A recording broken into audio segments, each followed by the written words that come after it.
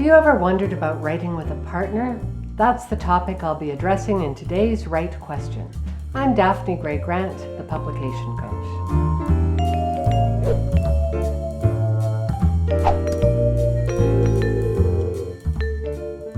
I have a question from Melissa Matthews, an academic based in Austin, Texas. Here's what she's asked via email. How can I write effectively with a partner or a group? Thanks for your question, Melissa. When I was in high school, my heart always sank when teachers asked us to do group projects. I was a hard worker who cared about getting good marks, and I knew I would always have to carry the load for those people who didn't care so much. And the apple doesn't fall far from the tree. My 3 children felt exactly the same way when they were students in high school and university. They detested group projects. But as an academic trying to get published in peer-reviewed journals, you won't have much choice. Many journal articles involve a lead author and 3 or more sub-authors. You're going to have to learn how to cooperate if you want to get yourself published. In fact, the proportion of multi-author papers has increased in the last decade. This reflects the increasingly complex nature of research these days.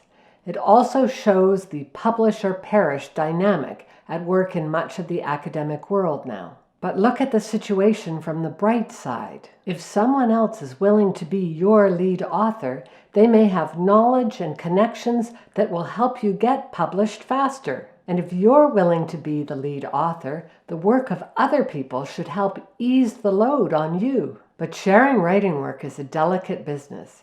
Here are my suggestions for making the situation work for you. Understand who is in charge. This is always the lead author. If there are disagreements that can't get sorted out by consensus, the lead author should get to call the shots. Be clear about who is doing what.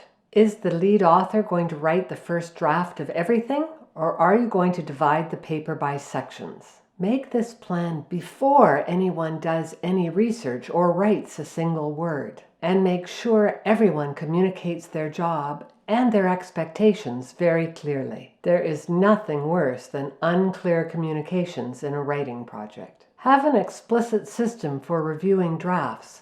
I suggest track changes in Microsoft Word. If you're not familiar with it, Google it now. Track changes will allow you to suggest edits while still preserving the original draft at the side of the document. Just make sure that all team members have the same version of MS Word. If you combine PC users with Mac users, never mind different versions of the document, for example, version 14 released in 2010 versus version 16 released in 2019, you're going to run into difficulty. And while you may be tempted to send the same draft to more than one person at once in order to save time, don't. Instead, send it to writer A and have them make their suggestions before sending it to writer B. Then have writer B make their suggestions before sending it to writer C. This process may sound unwieldy, but it will save you so much time in the end. Otherwise, you'll have 3 or more people making different sets of suggestions